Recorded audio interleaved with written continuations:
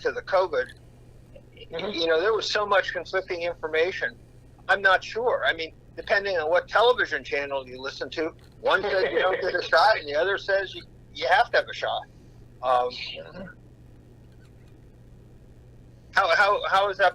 Why can't we have government officials who come on and say something as simple as, all the tests aren't in, but from preliminary data, it seems like the shots help, or at least it keeps you out of the hospital. So we're recommending that there are that's common sense. That's common sense. It'll get you out of the hospital, as opposed to you get the shot or you don't get the shot. The shot will kill you or this. I mean, that doesn't make sense. And people like Fauci, who I think is going to go down in history as one of the most cynical, worst politicians in the entire history of the United States, just because of how much lying he did to the Americans. And lying's a bad word. It's more of disinformation.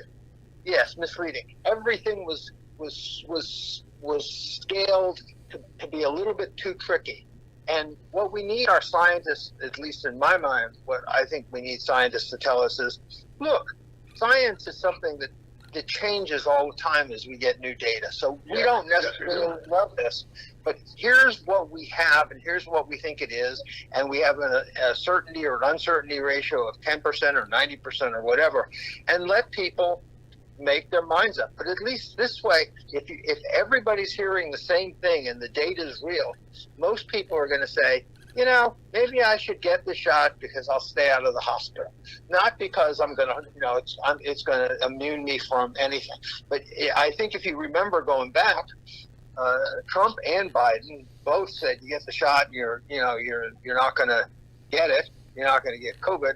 And then all of a sudden people were saying, well, if you get the shot, you're going to have a heart attack. I mean, it just makes no sense to do it this way. Tell the people the truth. Bill, one of the things, that the problem on there was that the CDC, based in Atlanta, Georgia, during the Trump administration, prior to that, I knew some people who worked down there. They would let science dictate what they talked about, and wherever the facts were, be they good or be they bad, that's what went out. Right. I mean, like you said, the science is one of those things that we all know. And when you watch our weather, it changes every day. Yeah. To some degree, and no one has control of that. And one of the things that I live by, I just look forward to a new day every day and something new.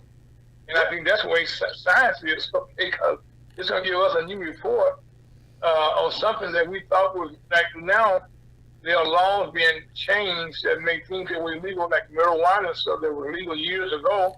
Like Missouri just passed a law now that recreational marijuana, is legal. Well, I didn't go for that because, for one of the things that it was a flawed deal the way it's working, but now it's being driven by economics, the money they can make off of it. Oh, it's a great tax revenue. Yeah, it's a great tax revenue, But if you want to know what the great tax revenues are, marijuana, cigarettes, liquor, wine. Hey, there's government's in the business to make money so they can do what they want to do. They're not in the business they're not in the business to help anybody. They're in the business to help themselves. They're salesmen. They're all salesmen. That's why you got to depend on God. Yep.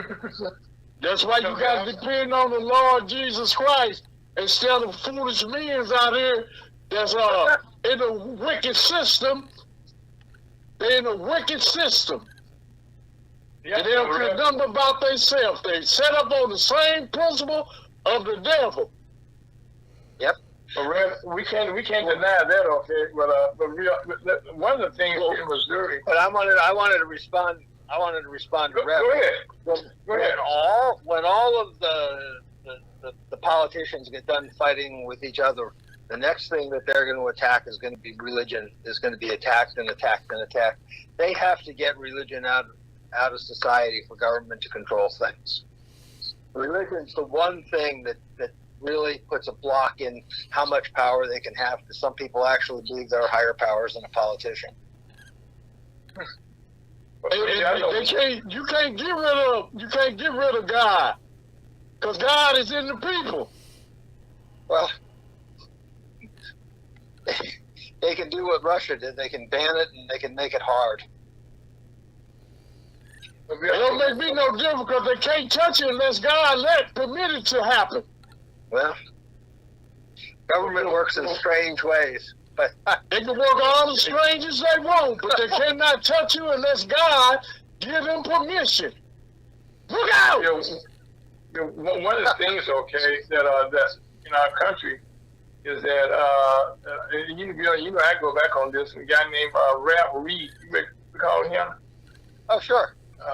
Okay, well, one of the things that goes back, okay, there was a time that was church and state did not intertwine.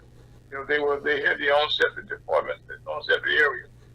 And during that time period, Ralph Reed kind of started that movement. And now it's to the point now that a lot of churches right now are now involved themselves more in politics than ever before. And I think that's another reason we see a lot of things taking place. Okay, that's not out of the ordinary. That's like oil and water. They just don't mix. Yeah. Hey, Aaron, it's a difference. An organization is a thing of people without Christ, but an organism is one people of Christ. Okay. Well, we are the organism. That's one thing for sure. Okay. Let me ask you another question. Okay. Being that the Republican red wave did not take place, and now they sort of point fingers right now as to why, what, or what, who is guilty of that. What are your thoughts about that? Where the blame is possibly lie at? Well, I mean, you know, you can blame anybody you want. My thing is the Democrats got more people out to vote, and they saved themselves. It's that simple. You can sit there and say, well, it was Trump's fault. Maybe Trump made mistakes. You can sit there and say it was Schumer didn't put the money in the right place, or McConnell didn't put the money in the right place. I mean, at the end of the day, both parties had a strategy, and the Democrats, their strategy seemed to be very, very simple. They rely much more on the mail-in vote. And it's been shown over the last several elections that the mail-in vote produces a lot of very early votes and a lot of votes. The Republicans, you know, generally have said they're going to show up that day and they're going to vote in person. Well, that's a losing strategy because you can get more people. Now, I may disagree with mail-in voting because I think citizens should have at least enough interest in their country to get out of bed and go vote. But having said that, if mail-in vote is what the process is, you can get a lot more votes through the mail-in than you can getting people to get out of bed and go vote. So I think the Republicans are going to have to change their strategy. As to whether money went to the right places or the wrong places, I have absolutely no idea. Whether Trump was helpful or not, I have absolutely no idea. He was helpful if you were running in a district where you needed conservative votes, and he was harmful if you ran in a district where the Democrats hated him.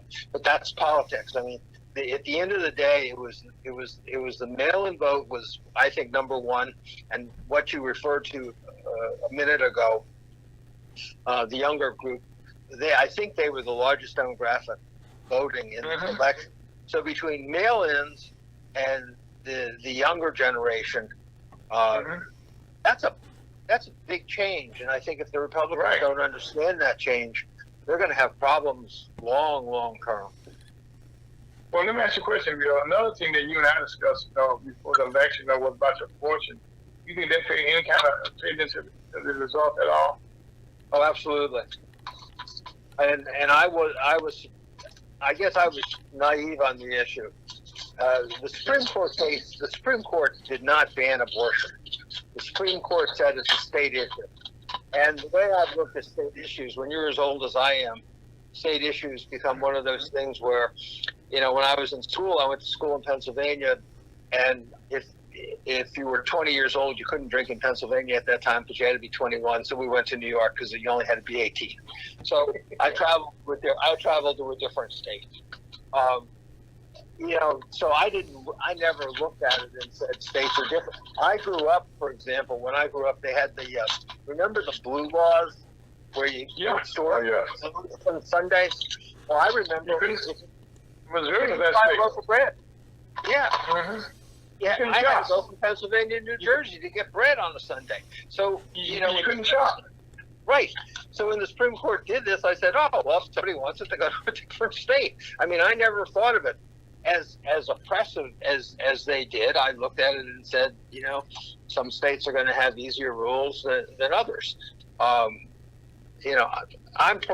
personally pro-life, so it was a rewarding decision for me, but at the same token, you have to understand that a lot of young people look at it as a very oppressive decision. And again, it's who understands the electorate, who can get the vote out. And obviously, I think the Democrats probably did a much better job than the Republicans this year. Well, I think one of the things that the Democratic chairman of the party kept saying that he was going back to old school. Not so much social media, but knocking on doors. I'm from old school, where if I came to your house and you had a homeless sign in the window, I took great pride in trying to convince you to change the sign, put my sign down. You had that personal contact with people, and I think, like Senator mentioned a second ago, Bill, I personally like going to the polls on election day to vote. I just like being in the atmosphere. Just to say I voted that day. You know what I'm saying? Yeah. But I said I know a lot of people in Missouri voted, but around the country, a lot of people voted in advance. But I think that for all the people who have died and fought for, I came from Mississippi down in Louisiana there, where blacks just could not do certain things. Right. They couldn't. Okay, and voting was one of those things. So I know the least I can do is get up and go vote. Okay, for people that fought, for me, had that right. Well, I totally agree with you. I mean, I get up and go vote. I mean, I like to see who's working the polls, what's the enthusiasm. Yeah, I like being in that environment, and years ago, I used to kind of run elections. I was, I was running campaigns and blah, blah, blah, But now I just kind of like to go there and see what changes they're made.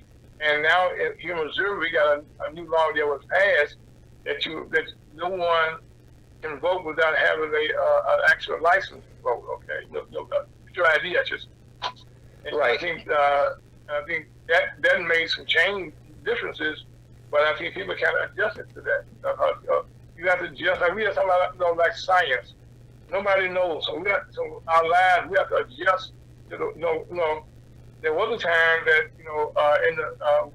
without global warming, what you want to call it, the climates were predictable. Mm-hmm. We could, but right now we haven't. Like you mentioned, a hurricane just kind of went past up your way a little bit most recently, and it went through Florida. And that hurricane in Florida played hell down there, and it was all in off season, so to speak. Right. It wasn't that time of year. Some things just don't happen on schedule, Si. Right, it's on schedule, okay, and like I said, and here, like in Missouri, we have had resort weather for the last couple of months. This is our first real cold spell that we had since last winter. Really? I mean, right, yeah. I mean, normally we'd be down. This is the coldest we had in a long time. But we would be 70 degrees. We had 80 degrees last week. Wow. Yeah, I mean, really, okay. I mean, the week before, it was down again, up again. And that's why, I don't know about you, but me and Reb, okay, we old school, we put on our long johns when it gets cold. But right now, I'm about to put my long johns on. And I think winter's here. Well, we usually have winter by this time, but I think it's 72 degrees outside today. That's what I'm talking. That's what I'm talking about. That's what I'm talking about. And that's something that's real. That you got to adjust to. And we even had some snow here in the area today. We had snow. Matter of fact, in Belleville, Illinois, it's not part of the river from St. Louis. They had 5 inches of snow. I mean, but it didn't go all over the place, okay, but that's a lot of snow, Bill. Yeah, and you don't have any mountains either. No, well, see, Bill, I tell people, we have Kansas to our west and Oklahoma to our west, and then you get into some mountainous areas there. But when those winds come across that flat land, that's why we got our cold air, you know. And so recently, we can watch Kansas City temperature drop about 30 degrees, you know, and we see it coming this way. That's why I said to you, Bill, it's coming your way. Okay, you know, we all come like meteorologists and trying to predict what the weather going to be. But the one thing we do know is cold, and it should be cold. And it's bad for. Go ahead, I'm sorry. No, and it's bad for your health also, because you know the cold air, the coldness kills dinner. You know, and that's one thing. That's a fact that hasn't gone away. Well, you know, look at it this way, Ira. The great thing about the weather is it changes, and as long as you can feel the changes, you're alive. So that should make you feel good. Yes. That's what I said. Well, I think a step further, okay? I wake up in the morning and if I can, people hate pain. If I can feel pain from what I've been through, I know I'm alive. You've been through a lot. Right. So if I wake up and I can feel some pain, I know good or bad, I am alive. I mean, that's a good thing to me. You know, and my pain be in moderation some days, but at the end of the day, I'm happy to be here. You know, and that's such an important point that you make, because most people sort of, I think they just sort of go through the day and do what they have to. Instead, they should just think about it. The weather's changing, you know, it could be cold. Well, why is it cold today? Where's the cold front coming from? Or we have a crime problem. Well, what are the options for it? And just take the step further of being alive and just start asking yourself questions. Why am I here? Why is the weather changing? You don't have to get to the big philosophical issues. Like, just understand it's going to be cold next week, and this week it was hot. And why did that happen? Where did it come from? What did it affect? How did it do? Where did it go? I don't know. And it just makes life a little bit more interesting to be asking questions than to just try to deal with whatever happens. Well, Bill, there was a time that people would kind of discuss that, but nowadays people rely on watching the 4 or 5 o'clock, 6 o'clock, like you waiting for the meteorologist to tell them what's going to happen. And that's one of the jobs that we have found to be the most misleading. So people making some big time money to tell you a lie. It's really interesting as to, you know, talking about what people are interested in, where they get their information. If you, I was reading some old newspapers online the other day, and if you went back like to the 1850s, you know, one of the big entertainments in town, the people would just go to the courtroom to see court cases. That's pretty interesting. And they would go out and the politicians would have 2 and 3 hour debates, and they would read, you know, newspapers of 20, 30, 40, 50 pages long. And all of that's gone. People, you know, they just go in their cars, stay in their houses. There's no civic contact. They're just separate from whatever's going on anywhere. Right now, you know, I know you had some news on the war in Ukraine as I was sort of listening in, but right now, wars are going to be fought with, you know, drones. And well, yeah, that's cool. Yes. Everything is just, people aren't involved anymore, and that's pretty frightening. And the ads on TV say if you have artificial intelligence working in your factories, they know when a part's going to break before it happens. We don't need people anymore. No, seriously, think about it. Oh no, I think you can see that, okay, in the automobile industry. There was a time, okay, that in American cars, they change design every year. They would change design, you know, and then it would break down. You know, they give you a 5-year warranty. Well, they didn't away with the 5-year warranty, but the foreign countries. I had a pastor, he was on TV, and he was old repeat. He said that China and Japan, Korean people, they were dropping bombs in our country, And what he meant was they were dropping all these foreign cars in the country that lasted a long time. Right. And now, okay, the American cars are now following, designs from foreign countries. But they're more aerodynamic, dynamic. They get better mileage nowadays, but now what they're doing, mechanics right now, before mechanics, they could take care of your car, but now taking mechanics they're not even a dime a dozen. You can't find sometimes. Because right now you got to take your car into some place. You got some equipment diagnostic. Like you just said, it can tell you when the force about to go up. Like, one thing I talked about the other day, Bill, they got refrigerators right now that can tell you what's on the inside. I know that. Come on, let's look in the refrigerator and find out what's in your refrigerator. In one sense, thank God that they have it in cars, so that when the oil's gone in the car, my wife knows she's got to change it because the lights come on. So. Yeah, thank God. Yeah. And you want to avoid that. And plus, also, you see the needle. You get close to. He called it excitement. Okay, I know my needle getting close to that. Right. And now I don't know with electrical cars. Now I'm not quite sure. How. I don't have one of those, and I'm not sure. I know people got them now, but I'm not sure how you tell. When you're low. And even their bill, we're watching a revolution now, as we're going to see people building the charging station. Where people can, buy these cars, they got to go someplace. Matter of fact, I was involved with that some years ago when I was with the IVW, trying to design a program for our future. I was 10 years ahead of my time.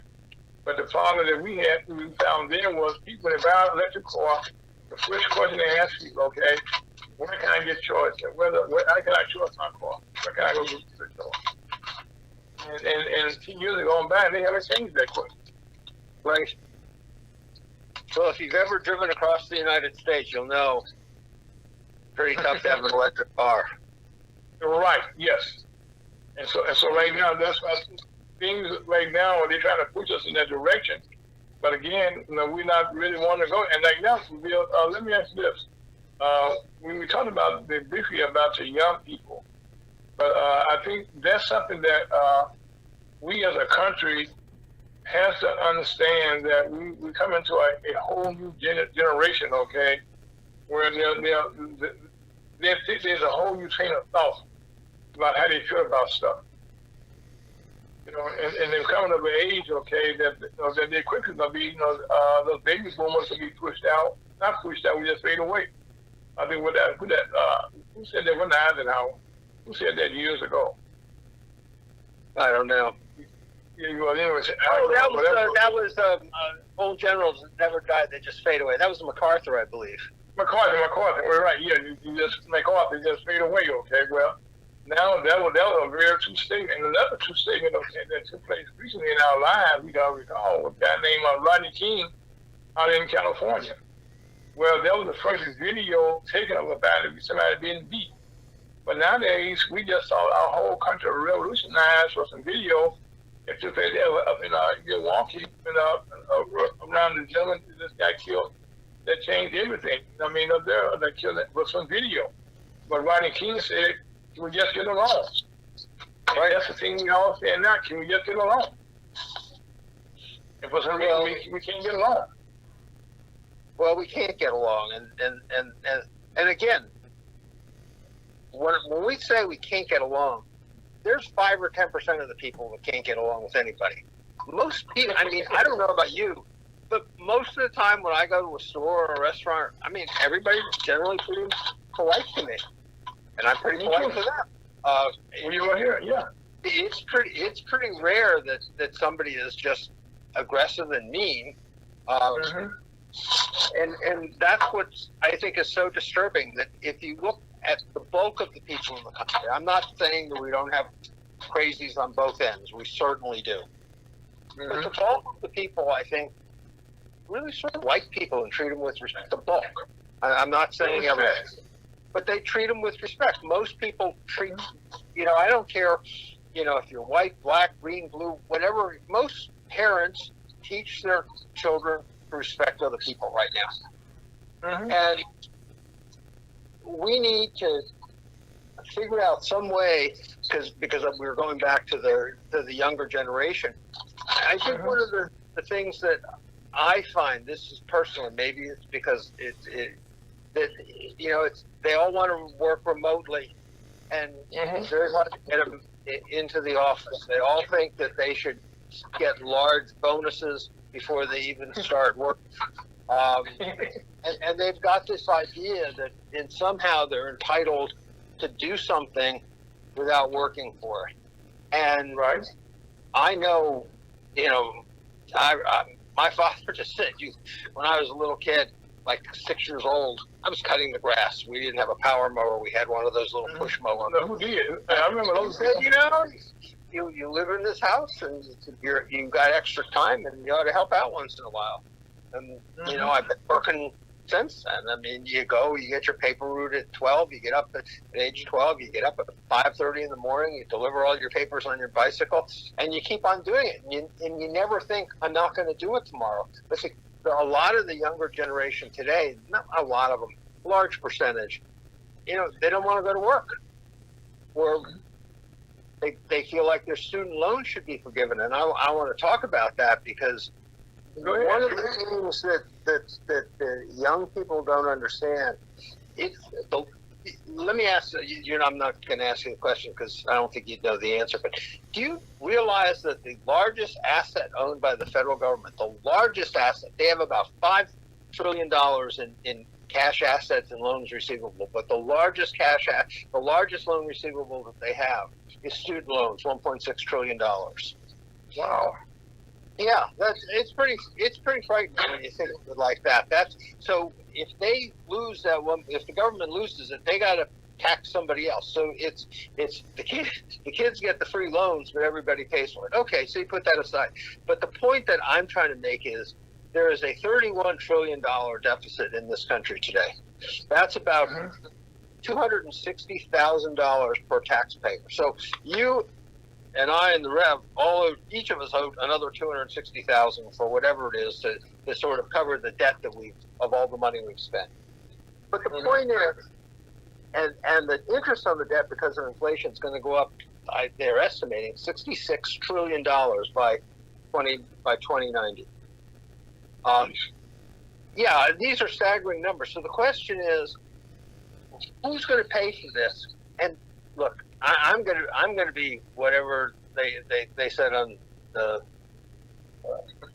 Poet Society. I'm gonna be just fertilizer for plants.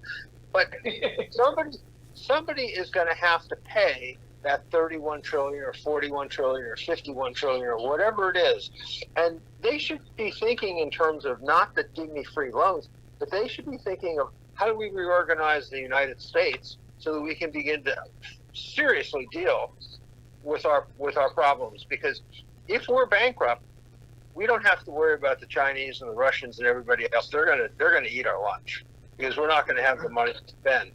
And the other point is, and I've talked about this many times, and people get offended when I do it, but when a generation grows up and they have to pay $31 trillion in debt for debt they never incurred because they were young and they didn't incur it. That's virtually involuntary servitude. And they are going to live debt to the federal government for the rest of their lives. And they need to start appreciating the fact that, yeah, we can keep on giving things away, but at some point, it's coming home and somebody's going to have to pay. It ain't going to be me because I ain't going to be here. It's going to be them. And so they really need to start coming to grips. And that's why when they get involved in politics like they are now, I'm thrilled. They should be involved. They should be voting and helping make the decisions for the country. And part of our obligation is to help educate them on what the options are. But they've got a real serious debt problem, and I don't know what they're going to do with it because it's being passed on and on and on. It can only be passed on so long. Well, I know one thing in the black community here in the same people do that. There was a time that most of our political leaders, when they became an alderman, state rep, or whatever, they were retired for some. They were retired people that had the time to go out and be a politician. Uh-huh.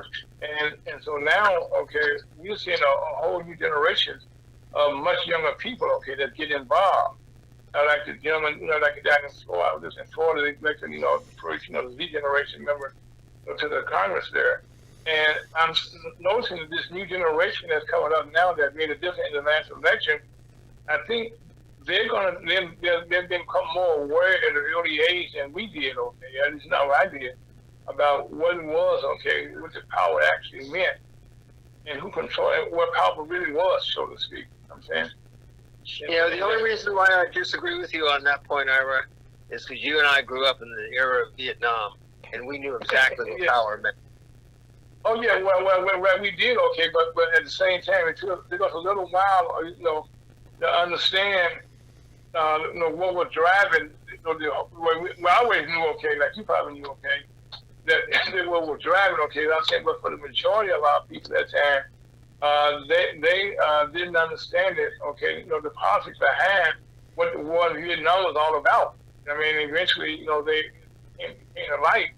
And and people say, "Oh, the light bulb went off." No shit, stupid French, but I think now at a young age now, even I'm listening to young people talking about in high school their experiences. So they got issues, okay, concerned about their safety things, okay, that they want to put on the table that's more down to earth, okay, that's about their future, how their future going to be. They want to have some input into it. Well, everyone should have input into their future. I think in the black community, but the other thing that been in the black community, okay, we have been disproportionately pushed around, set aside, how you want to call it, okay, and even most recently, President Trump declared an emergency, okay, first thing he did, okay, we did away with somehow some of the rights that blacks thought we had at that time, that there was an emergency. If I recall, our late leader in the National Special Congress, Harry Alford, called the action summit, if you recall. Oh, by the way, check your vote. How you doing, sir? Good afternoon. Sounds like a vigorous discussion, and Bill, all the best. Top to you as well, and all of our panel that's with us in the studio, and all of our audience. Thank you for tuning in. And when you say they, it was good. Bill, you were mentioning they. It's good they're voting. Who was they that you're referring to? Oh, the younger people. Oh, we talked about the younger. When we came in, we were talking about the younger generation as now. For the first time, that generation, I think at an earlier age, okay, is more involved in the political world. Chuck, we have Cheyenne on the show all the time. Okay, she now talking just last night, this week, about what actually took place. And she was telling me about some of the things that the young people were concerned about. And one of those things were they grew up worried about school safety and gun safety. And that's one thing that's driving them, okay, that they don't see anybody trying to, do anything to do away, that make some laws, okay, and Bill raised the point, which I agree with 1,000%, it's a mental issue, because in most cases, they do come down to those things, but the family structure that we all knew growing up, or all three of us that's on the show here, has been disintegrating for the most part. Chuck, you go for it. Bill, you go for it. If we want to take a piece of that. And I think that's what we're watching. No, I really, when Chuck joined, I wanted to ask, do I have to call you Mr. President now, or can no, you know what? Congratulations. Thank you. And I'm taking great pleasure in not having to change the hat as much as adapt to the times, and I think that's really what we're talking about. And I was just thinking in a brief moment of just random thoughts about the implications of this what we're seeing from the midterms and how that may translate and impact in our daily lives. So, on one hand, it may not be that much difference, but if you kind of get beneath the surface, or as they say, peel back some of the layers of the onion, you start seeing that it is very issue-driven, and that it has a lot to do with who spoke to what audience with what message. And it is a lot less, I don't feel that there is a blanket partisan polarization on whether it's Democrat or Republican. And certainly the whole thing about the Supreme Court, not only the rollback on abortion, but certainly now they're opening the door on affirmative action, and with the things that are happening there. Then you go and look at what was the message, what was going on in Florida versus some of the other parts of the country. And I think as of today, the Democrats were like one victory, one seat away from gaining majority of the Senate. And so I've had a few calls this past week with various lobbyists that were curious to know about our take on it, our disposition. In lieu of their clients, in many cases, they directly relate to a candidate or an issue. And they were saying that, now is a good time to appeal to individual candidates on either side and let them understand what's of value, what's important to us in that, to see if they embrace that. Because I think we're going to have maybe a higher degree of accountability on rhetoric type of talk. People are getting out saying a lot of things, doing a lot of different things, and at this point, what's your position on these relevant issues? And maybe perhaps this is going to be the time when we're going to have a bit more accountability post-election on it. Chuck, you just said something there. Okay, that's a big mouthful. And I was talking to Cheyenne last night about the younger people. But the question I asked her, okay, and you just brought it up there, it seems as though now, like what you just saying, people are reaching out now because they seem like now we're going to have more listening sections now. They want to listen to what people's concerns are more so than before, and telling us, dictate to us how this is where it's going to be. But they're doing more listening now before they take action. Am I right? Would that be an adequate description? My comment to both of you is you're the most positive people I've ever heard, because I don't believe accountability is coming back into the system, because I think I really don't. I think that the election was really one of those things. I think the Democrats were very smart with the way they were able to use the mail-in ballots. I think that was brilliant. I think the younger generation came out in disproportionate to some of the other generations, which was again very smart. I think that the politicians really thought they could buy the election. Some of the House and the Senate campaign committees putting $20, $30, $40 million into races. That's incredible. And that's a lot of money. And spending billions of dollars. So I'm not sure that the accountability is there. I think what's happened, this is just me, but I'm on the fringe of this issue. I think the government right now is separate from the people. And what we have to understand is the federal government is a political organism. It's not the country. It's not the people. It's not the sovereign. It's a political organism. And they have separated themselves from us. And I don't think there's any accountability there. And I know that's a little far out position, but I'm very willing to defend that. You tell me politicians are accountable to anybody, and I don't think you get to 10 fingers. Well, I agree. I agree in that they aren't accountable. They aren't accountable, and they are beholding. But boy, we're listening now and paying attention. Right. But the real thing is that we are really disconnected.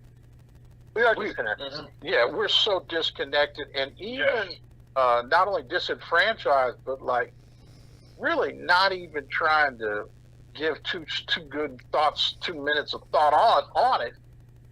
Life is having to move on regardless, and things are much more serious, and things are happening much more than what they reflect or what the media reflect. I mean, just something as simple as like picking a restaurant, Friday night. My wife doesn't really want to cook so much. And boy, when you go around, you see places that are dead and other places that got an hour and a half wait to get into them. You can see the winners and the losers taking shape. And there are some significant losers out here. And the winners really are independent. I mean, they are their own thing. They're not necessarily trying to be part of like the franchises. There's not a lot of franchises that are doing well. So in that, the independent thought of, well, I'll take a little of this or a little of that, but I'm not just buying into a blue or a red. We call it the blue pill or the red pill. And there's a lot more going on in the spectrum of the universe than those two dimensions, and how you have to buy into it.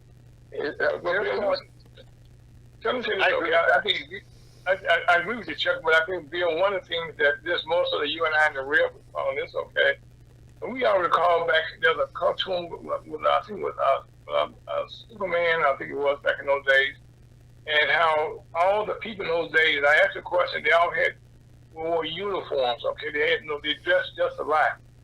And so now what Chuck just said there, that we all right now are kind of fade into, people want to identify with my company, but now they're saying these companies are not all they make up to be.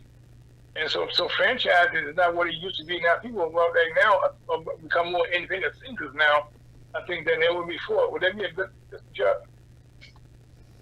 Say that, paraphrase that again, say that. That people become more independent thinkers now than ever before. Boy, you can say that again in the sense that, okay, so let's take the, just in this past week, some of the stuff that's been going on. A lot of folks that are expanding, this younger generation, if you want to call it that, and of course, we're older, so we're talking about people who are probably 18 to 34, and maybe even a little bit older, up to 40, that if you look at two interesting things. One is Kanye West, and what is really going on there, and what was said, and all this accusations of anti-Semitism and that, and then what happened with Kyrie. And just on the surface, if you don't take a moment and listen to it, or try to go find, well, what did he say? You are just bombarded with the reaction to what he said. But then, so I'm like, well, what did he do? What did he say? And I'm looking at it, and I'm like, and I'm hearing in Kyrie Irving's case, I'm hearing a very articulate explanation of what he did and the reaction he's getting. And I believe there's a subtext that he may actually have become a Muslim. But I don't know. But what he's saying isn't necessarily promoting one or the other, but he's given an observation. And in Kanye's case, what he's really saying is, Ira, something you and I always do. He's talking about, well, the entertainment industry is exploited, and it's been, his point was about the contracts. And so, you know how we say, don't hate the player, hate the game. But he's calling it out and calling attention to these issues. So at first, there's that, oh yeah, the narrative was, Kanye's off his beds. He's crazy again. And we're going to clip his wings. We're severing ties with him. And he's a billionaire or whatever he is. He got more money than most people. And so they're looking at that. Then I'm hearing what he said, and I said, I don't think that was necessarily anti-Semitic or whatever. And then this whole thing went into about, well, what is a Semite? And who are the Moors? And they started getting into history. And there's more of that. So it is raising the consciousness and the default disposition on issues about it. Now, if you ask the National Black Chamber of Commerce or ask some of the older folks about it or whatever, we always, in almost any industry, any business, start talking about follow the money. And what's going on in entertainment is nothing new. It's really been going on since the Harlem Renaissance era or even before. And so why do y'all or we keep signing the same contracts or accepting having to play in somebody else's is bake the cake? And you come in and say, well, I don't like your cake, or I don't like what you're doing, or whatever. It's like, okay, so stop buying it. Stop doing this, or do something different instead of just complaining because, this is kind of like that welfare mentality. So so in Kanye's case, they done forced him up against the wall to where he'd do like Prince or somebody and just say, I'm just going to put my record out myself. And I do it on the internet and bypass all that. That's why I believe that people like Will Smith and even R. Kelly or some of the others, they still have a lot of asset value. Their intellectual properties didn't lose anything. There was a time when even Oprah Winfrey had gone against Michael Jackson, and those two guys came out with the last allegations against him, and the people went out and tried to ban his record. Do you know, I think Michael Jackson is hotter now than he ever was. I mean, you can't, so it doesn't matter how much you want to assassinate the person, the personality, the assets and the commerce that is involved and engaged in around it. They might separate you from your ownership of your intellectual property, but boy, it sure continues to ring the cash register. So as this consciousness comes about, it's not going to take a nudge for one of these people to say, you know what, we are not going to buy this product. And as it gets to that, that's when you're going to see some action, some difference. Whether it's killing people or trying to silence you. But we're at that point now where, if anybody really trying to prescribe to that megaphone or that news channel or that social media thing, it's like we're looking to see what's going to happen with Elon Musk taking over Twitter. And it's funny, Elon Musk went in, I don't know how many people he laid off, fired, or let go. But then a few days later, Facebook Meta says, well, we got to let 10,000 go. 11,000. Yeah, and so the economy is doing some different things. The advertising coefficient of what they were doing has changed. Things are changing, but I believe I always try to positive mental attitude, look for the positivity in it. So maybe it is provoking discussion and dialogue that's been a little bit different. I've been one of the people, I've been hard on Kyrie from a business standpoint. Well, you signed a contract to play basketball, and you're not playing that much, and you chose not to get vaccinated, you did this and did that. So maybe it isn't about basketball, but maybe he's using that platform, that stage to speak on these other issues.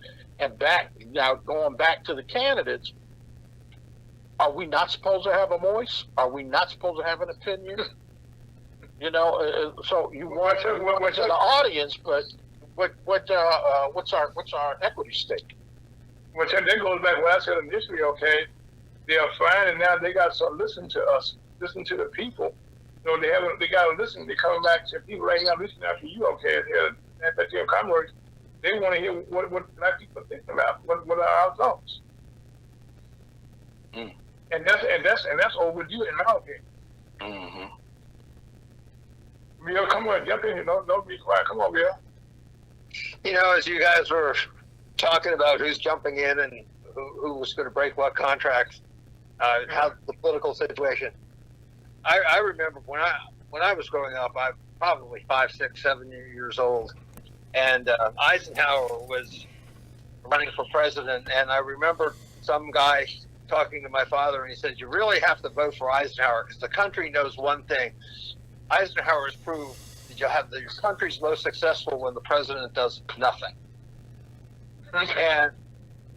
And think about that time frame. Eisenhower, great general, built the highway system, did a lot of stuff, but he never got involved in the mud of politics.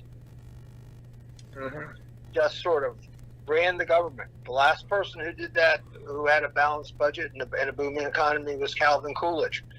There's nothing that says that every day the president gets up, he has to attack somebody. This is insanity in my mind. And if you're going to get accountability, the president needs to get and take the job, or the congressman or whatever. This is just personal. And just, this is my job. I'm here in the Congress. My job is to listen to the people, formulate policy. If the president vetoes it, work with the House or the Senate to override it. But nobody seems to want to run on getting something done. They want to run on something very negative. And it all goes back, I think it goes back, frankly, to Fox News and MSNBC and the hatred that comes out of all of these people every day, because nothing, you just ask yourself the next time you're sitting down listening to one of these channels, has any commentator, has any guest, has anyone talked about a solution to any problems? Everything is too many people coming over the borders. The abortion issues killing women. You name it. You name whatever the issue is, they have a complaint about it. But this country is not going to move forward until somebody starts saying, you know, we've got an inflation problem. Here are the options for fixing it. Give me input, American people, on the options, and let me make it. That they never get the input on the options. Get the input on the hate. One of the things I said, I was doing some this radio stuff a long years ago, and on a local level, okay, I'm going down to basic politics. In St. Louis, okay, there was a time that the committeeman had a role that he played. I mean, this person on the street, you know, he can get us votes together. And the only one, the councilman, okay, was the one that just had legislate, okay, you know, on the local level. Then the state representative, state senator did this stuff on the state level. Then so the congressman.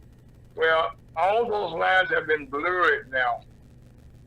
I think and I think that's everyone from the bottom up to the top. And they start taking away the power from those different people, okay, to put in. So the commitment job ended up being all of the job, and so on and so on. And the people, they look at a slice idea. I just make it see the hall. They call downtown. They have a slice idea of who they need to talk to. Right. I mean, I think right now, I've seen this now manifest itself into, it's going to a national level, okay? People don't know what the congressman does, they don't know what the senators does, they don't actually know what their roles actually are. What the president role is, you just decide. Excellent point.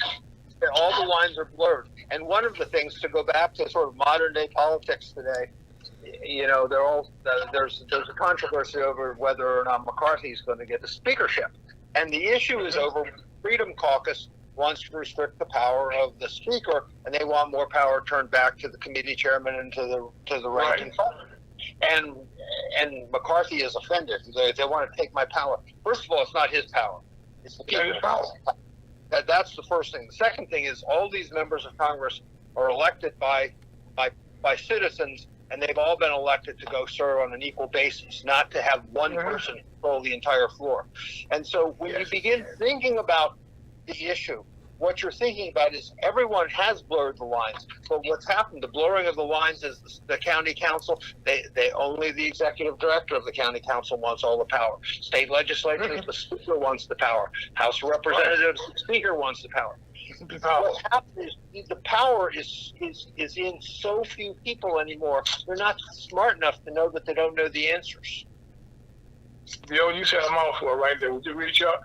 Yes, sir. He sure did. Gentlemen, I'm going to have to say 255. Okay, well, that's we got. Bill did say, he said something that we're awesome. Nobody's offering solutions. Thank you. You know, and it's a game. And you know, it's like everybody wants to tell, well, this car ain't running right, and start it up. So yes, sound bad to me too. You know, it's like, can anybody? Is there a mechanic in the house? Oh well, you know what? We're gonna stand around here and go backwards and scratch our head, and you know, and that's you get me going on a whole other topic, but that's what it feels like. We're going back to the beginning of, I mean, this has been, 8 years since Trump was president. And now you got Obama coming back out. You had even Clinton out there, and Trump's out there. I'm like, man, we've heard all this before. We've seen this. Yeah. Amen. Let the past go. I mean, it has to, because the future, boy, it's turbulent. Chuck, when I was a young guy in grade school down in Mississippi, they had a book that we all had to read, but the mandatory read. The name of the book was they said it can't be done. And the moral of the story was a man came to town, and everybody was telling him that this cannot be done. We can't fix it. And he listened to nobody. And he rolled his sleeves up, okay, and went to work while we're talking. At the end of the day, okay, he has solved the problem without listening to anybody.